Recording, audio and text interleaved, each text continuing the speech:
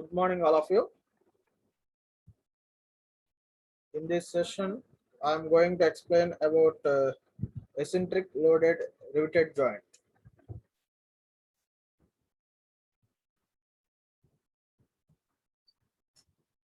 In this session, I will explain about these two problems.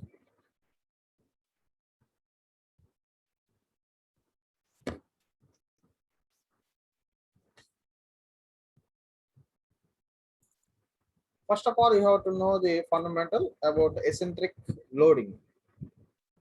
When the line of action of the load passes through the centroid or center of the rivet system, and thus all the rivets are equally loaded, then the joint is said to be an equally loaded riveted joint. Okay, here you can observe this is a plate. These are the rivet holes or rivets. Okay, now this is the centroid or center of gravity of a rivet system. Okay, when the line of action of the load passes through the centroid of the rivet system, and thus all the rivets are equally loaded. Okay, then the joint is said to be an equally loaded riveted joint. Okay, whereas in eccentric loaded riveted joint, this is the centroid. Okay, now this is the load. Okay, when the line of action of the load doesn't passes through the centroid of the rivet system. Okay, thus all the rivets are not equally loaded. Okay, then the joint is said to be an eccentric loaded riveted joint. From this figure, you can observe the eccentric loading results in secondary shear caused by the tendency of a force to twist the joint about the center of gravity in addition to direct shear or primary shear. Okay, here PS force is called direct shear or primary shear. F1, F2, F3, F4 forces are called secondary shears. Okay, here the load P. Yeah, this is the actionally load. Okay, here small e is the eccentricity. Eccentricity means the distance between the centroid of the rivet system and the line of action of the force. Okay, the distance between line of action of the force and the centroid of the rivet system is called eccentricity. Okay, so this is the example diagram for eccentric loaded riveted joint. Okay, in this session I will explain about these eccentric loaded riveted joint problems. Okay, before going to the problems, first of all you have to know the design procedure. Okay, the following procedure is adopted for the design of an eccentrically loaded riveted joint. P, here capital P is the eccentric load on the joint, and small e is the eccentricity of the load. Okay, the distance between the line of action of the load and the centroid of the rivet system is called eccentricity. Okay, here capital G is the centroid or center of gravity of the rivet system. Okay, in first step, first of all you have to determine the centroid or center of gravity of the rivet system. That means you have to locate the suitable centroid or center of gravity of the rivet system. Okay, so for determining the centroid or center of gravity, you have to use standard formula x bar equal to a1 x1 plus a2 x2 plus a3 x3 and so on, divided by a1 plus a2 plus a3. Here a1, a2, a3 are the cross-sectional area of the rivets. Okay, cross-sectional area of each rivet. Okay, here each rivet having same cross-section area. So total number of rivets n into cross-section area. Okay, here x1, x2, x3 are the horizontal distance. Okay, Now y bar, similarly y bar equal to y1 plus y2 plus y3 by n. Okay, that means a1 y1 plus a2 y2 plus a3 y3 divided by a1 plus a2 plus a3. Okay.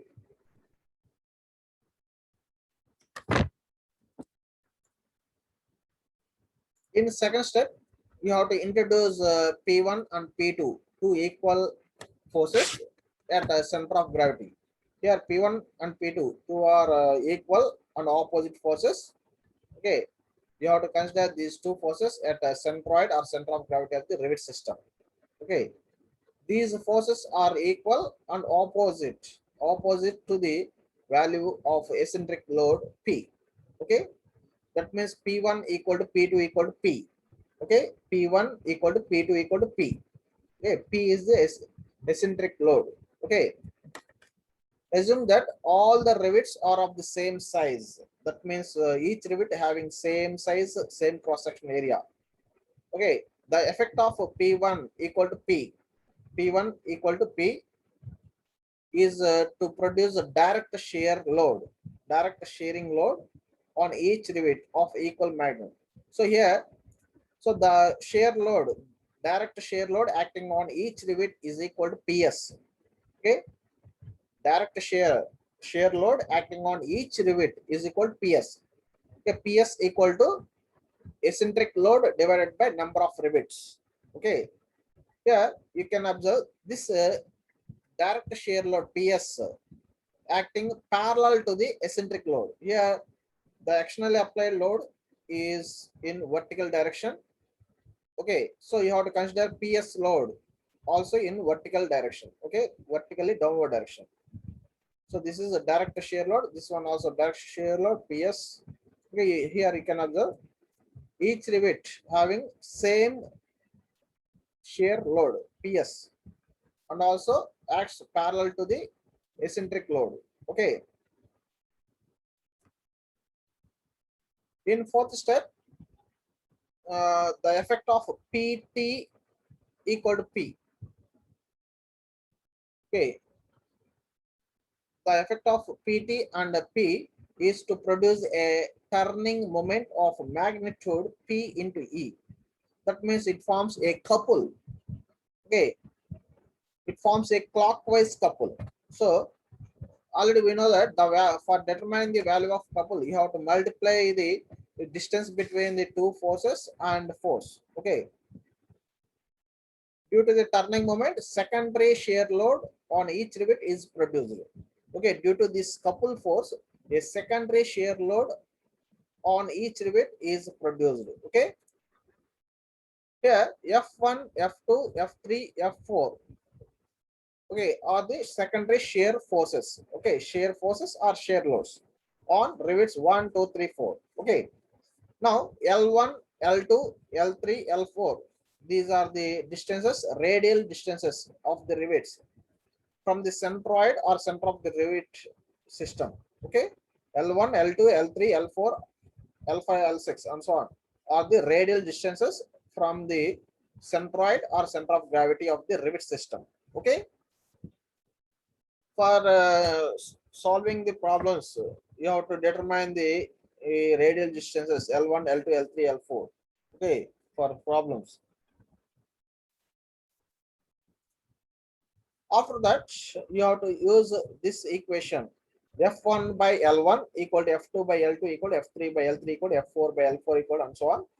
Okay, from this equation, okay, you can get the value of secondary shear force F. Okay, so from this equation, you have to determine the value of force F1. Okay.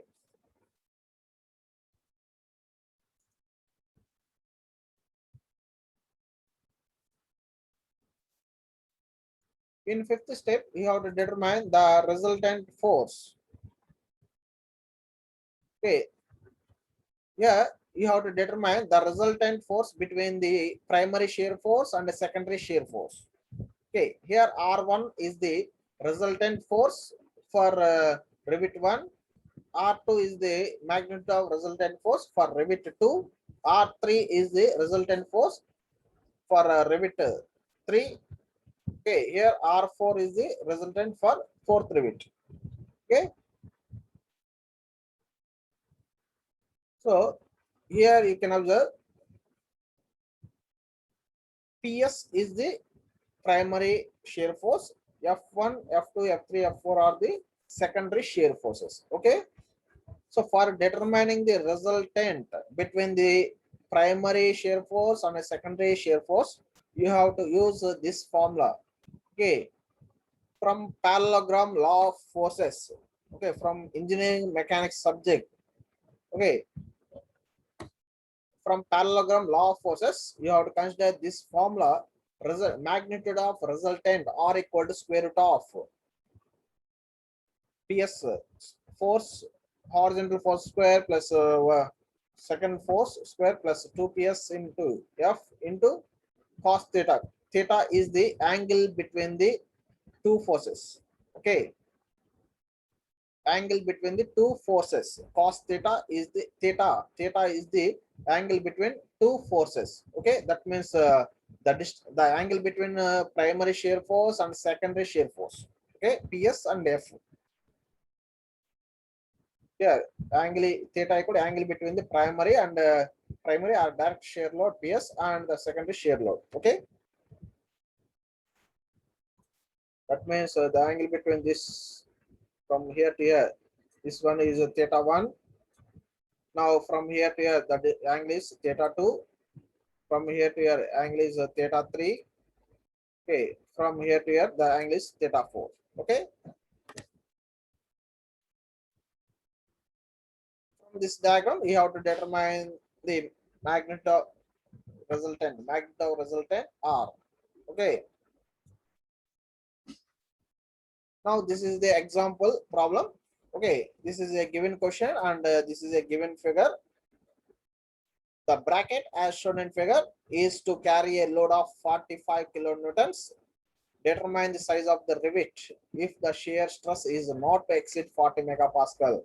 Assume all rivets of the same size. Okay, from the given question, first of all, you have to identify the given values.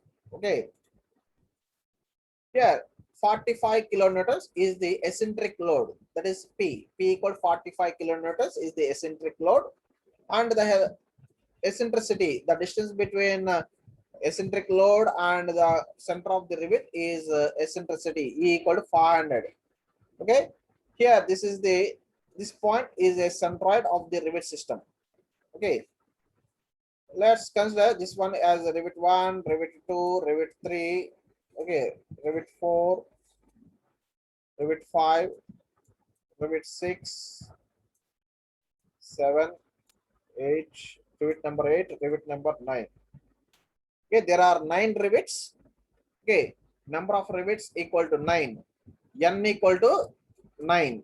Okay, number of rivets N equal to 9, and the eccentric load P equal to 45 kilonewtons. Okay, eccentricity E equal to 500 mm. Okay, the distance between the vertical distance between two rivets is 120 mm. That means pitch of the rivets. Okay, and the row pitch, the distance between two rows of rivets is called row pitch, that is 100 mm. Horizontal distance is 100 mm, vertical distance is 120 mm. Okay, total width of the plate equal 300 mm.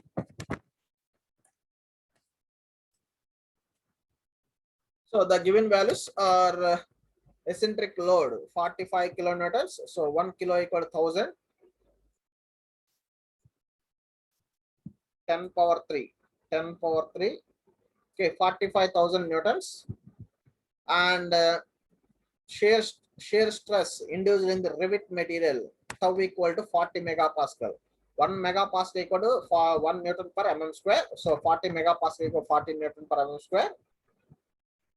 Eccentricity E equal to 500. The distance between centroid and the line of action of the eccentric load is called eccentricity. So small E equal to 500.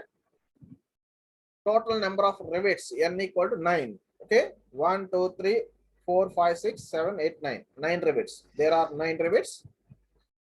In first step, you have to determine the position of the centroid.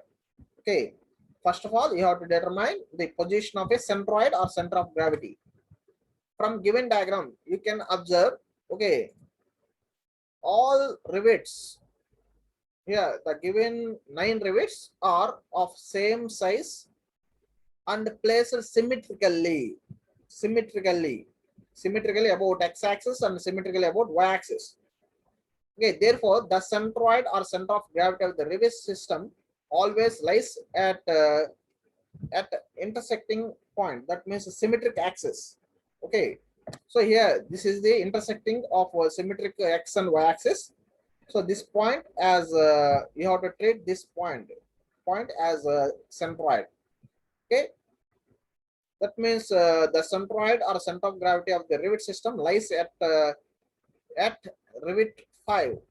Okay, rivet 5 as shown here. This point, this point as centroid. Okay, G. After that, you have to determine, in second step, you have to determine direct shear load. Direct shear load acting on each rivet. That means PS. PS is the direct shear load. PS equal to total eccentric load divided by number of rivets. Okay. So here the total load is P divided by number of rivets equal to N equal to 9. So 45,000 divided by 9 equal to 5,000. So the load acting on each rivet, direct load acting on each rivet equal to 5,000 newtons. So this direct load always parallel to the line of action of the eccentric load. So the given load is vertically downwards. So you have to draw PS force also vertically downwards at all rivets. Okay, PS. So this one is PS, PS, PS, PS, PS, PS, PS, PS. Okay. Each rivet carries an equal primary or direct shear load. PS equal to 5,000 newtons. That means 5 kilonewtons. Okay. This direct or primary shear load acts parallel to the direction of load P. Okay.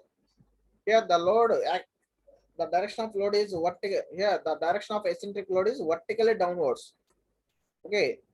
The given eccentric load is vertically downwards. So you have to consider PS direct shear loads acts parallel to the direction of the given eccentric load. Okay. In next step, you have to determine eccentric turning moment or couple force. In third step, you have to determine couple force. Okay. So already we know that formula for couple force, the distance between the two forces and eccentricity. Sorry, the distance between two forces is eccentricity, and you have to multiply eccentricity with the given eccentric load. Okay, so this is the value of couple force. Okay, P into E. Okay, load into distance between two forces, that is eccentricity. P into E equal to 45,000 into 500 mm equal to 22.5 into 10 power 6 is the secondary shear load. Okay, secondary shear load. This turning moment tends to rotate the joint about the center of gravity of the rivet system in a clockwise direction. Okay, this couple force rotates the joint in clockwise direction. Okay, due to this turning moment, the secondary shear load on each rivet is produced. It may be noted that rivet 5 doesn't resist any moment because it is a centroid. So centroid lies on rivet 5, so it doesn't carry any load. Okay. From this figure, you can observe F1, F2, F3, F4, F5, F6, F7, F8, F9. These all are the secondary shear loads. Okay. F1, F2, F3, F4, F5, F6, F7, F8, F9. These all are secondary shear loads. Okay. And L1, L2, L3, L4, L5, So here L5 equal to 0. So L4, L6, L7, L8, L9. These all are the radial distances. Radial distances from the centroid or center of gravity to the center of the rivet. Okay. Now from this figure, you can observe the distance L1, L3, the distance of L1, L3, L9, L7. Okay, L1, L3, L7, L9. These four are equal. So for determining the length of L1, L3, L7, L9, you have to use Pythagoras Siddhant, Pythagoras theorem. Okay, you have to use Pythagoras theorem. Already we know that. Okay, here the horizontal distance is 100 and the vertical distance is 120. So from Pythagoras theorem, you have to. So from Pythagoras theorem, the distance L1, L3, L7, L9 equal to square root of horizontal distance square plus vertical distance square equal to 156.2 mm. Okay. Now the distance of L2, the length of L2 equal to 120 mm, and the distance L4 equal to 100 mm, and L6 equal to 100 mm, L8 equal to 120. Okay. Now using this equation, you have to determine the value of F1. Okay. Here P is the eccentric load, E is the eccentricity, F1 is the secondary shear load acting on the first rivet. L1 is the radial distance between the centroid and first rivet.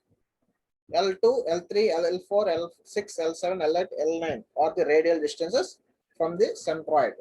Okay. From this equation, the F1 force secondary shear load F1 equal to 23,120 newtons. Okay. After getting the secondary shear load on first rivet, you have to determine other shear loads F2, F3, F4, F5, F6, F7, F8, F9. Okay. So F2, F3, F4 and F1 here F2 equal to F8, F3 equal to F1, F7, F9, F4 equal to F6, because here from here you can observe F2, this one is F2 equal to F8, these two are in the horizontal position. Okay, F2 and F8, these two are in horizontal direction. So these two forces having same magnitude, F2 and F8. Okay, now F3, the value of F3, this one is F3 equal to F1. Okay, F3 equal to F1, F7 and F9. F1, F3, F9, F7. These three are having same angle. Okay. Now F4 and F6. These two are in vertical direction. So these two are equal. Okay.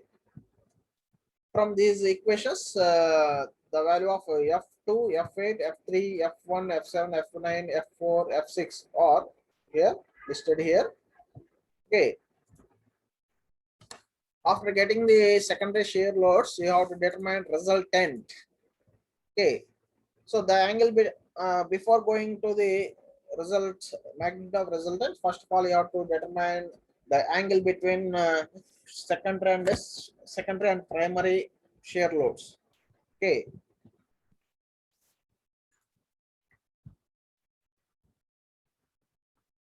Yeah, from this diagram you can observe uh, the direct and secondary shear loads on each rivet. We see that the rivets 3, 6, 9. The rivet 3, 6, 9 are heavily loaded. Okay. So let's now find the angle between the direct shear load and secondary shear loads for these three rivets. From the geometry of the figure, we find that here, the here you can observe theta 3, this one, this angle also equal to this angle, theta 3. From this triangle, you can determine the value of theta 3. Now, here there is no angle between PS and P6. Okay. Now here theta 9. Theta 9 is the angle between the second and primary shear loads. Okay. This angle theta 9 is equal to angle between these two lines. Okay. From the diagram, you can observe the angle between, the angle theta 3 equal to theta 9. You can observe from this diagram, theta 3 equal to theta 9. Okay. From these triangles, you have to determine the value of angle theta 3 and theta 9. Okay. So here, this is the value of cos theta 3 and cos theta 9. Okay. After getting the angles, you have to determine the magnitude of resultant. From parallelogram law of forces, you have to determine the value of magnitude of resultant for rivet 3 and rivet 9. Okay, these two rivets are having same angles, so the resultant also same for rivet 3 and rivet 9. Okay, now the resultant for rivet 3 and rivet 9 is 26,600 newtons. For rivet 6, the resultant is equal to PS plus F6, because here PS and F6 force both are acting vertically downwards. There is no angle between these two forces, so you have to add directly. So this is the magnitude of resultant for rivet 6. Okay, 19,800. Now from these two values, okay, you have to select maximum resultant force. Here the maximum value is 26,600. So maximum resultant force, maximum shear force is equal to shear force for single rivet, shearing strength for single rivet. Okay, load acting on each rivet, that means pi by 4 d square into tau, shear load acting on each rivet. Okay, pi by 4 d square into tau is the shear load acting on each rivet. From this equation, the diameter d equal to 29 mm. Okay, so this is the required size of rivet diameter. Okay, now coming to the another example, find the value of P for the joint shown in figure based on the working shear stress of 100 megapascal for the rivets. The four rivets are equal, each of 20 mm diameter. Okay, each rivet having 20 mm diameter. Okay, here you can observe this is the position of a eccentric loaded joint. Here the number of rivets are 5. There are 5 rivets, so n equal to 5 and shear stress tau equal to 100 megapascal.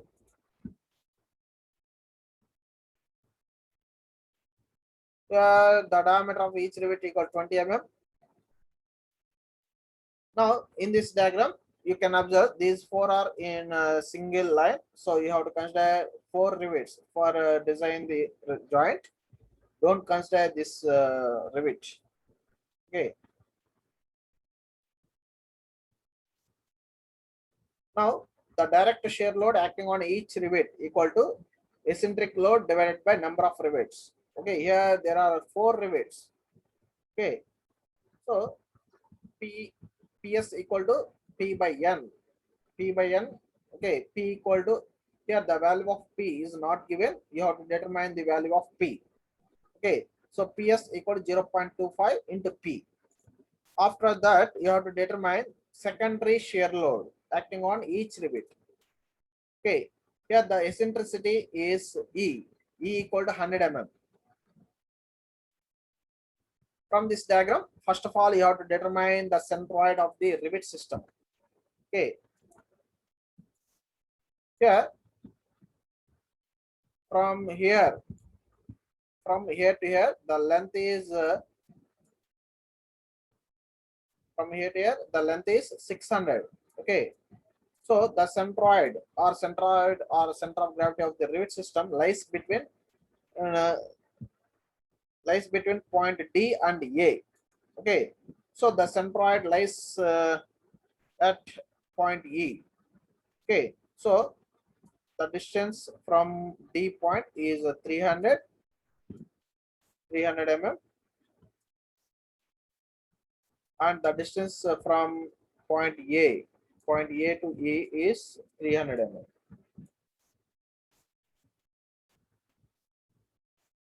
Okay, this is the centroid. So the eccentricity is small e equal the distance between load and centroid. So from this diagram, the eccentricity E equal to 100 mm. Okay, from point C to E, the distance is 100 mm. So the eccentricity E equal to 100 mm. Okay, and the load, this load is P. Okay, the distance between this eccentric load and the centroid. Okay, this point E is centroid. So the distance between centroid and the load is E. Okay.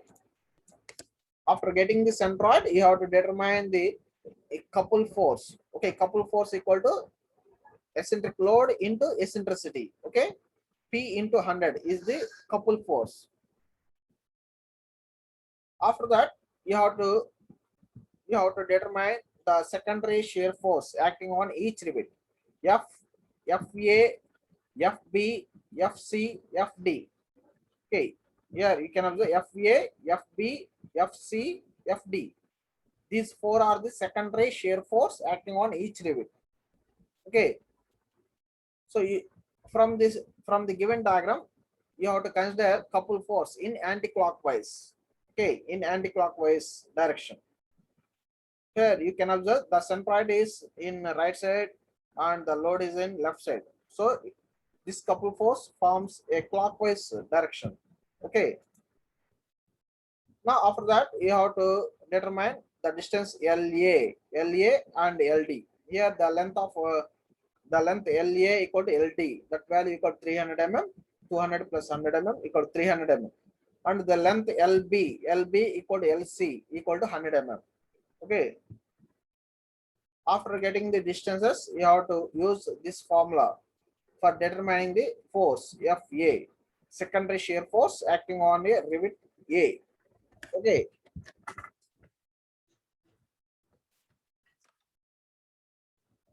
So here from this equation, the secondary shear force acting on the rivet A equal to FA equal to 0.15 P. Okay. Here the value of P is not given. Okay, you have to determine the value of P. Okay. After getting the value of FA, you have to determine other forces FA, FB, FC, FD. Okay. Now, for determining the resultant magnitude of resultant, you have to resolve all the forces. Here RA is the resultant force. Here you can observe FA and PS both are in vertical direction. So you have to add directly. For upward action, you have to consider minus sign. For downward action, you have to consider positive sign. So plus PS minus FA.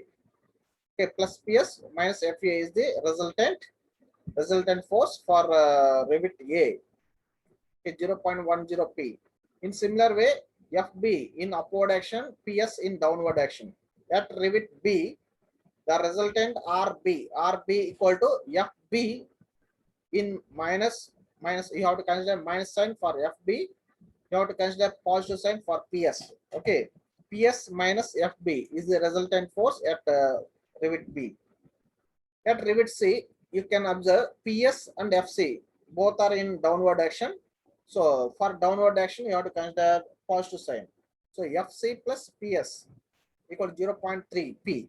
Okay, that is the resultant force at point C.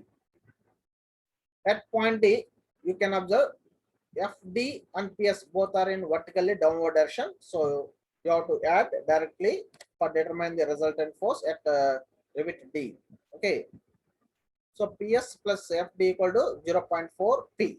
Okay, these all are the resultant forces at rivet A, B, C, D. Okay.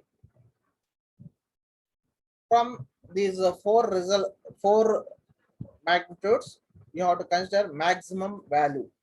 From these four values, the maximum value is 0.4 P.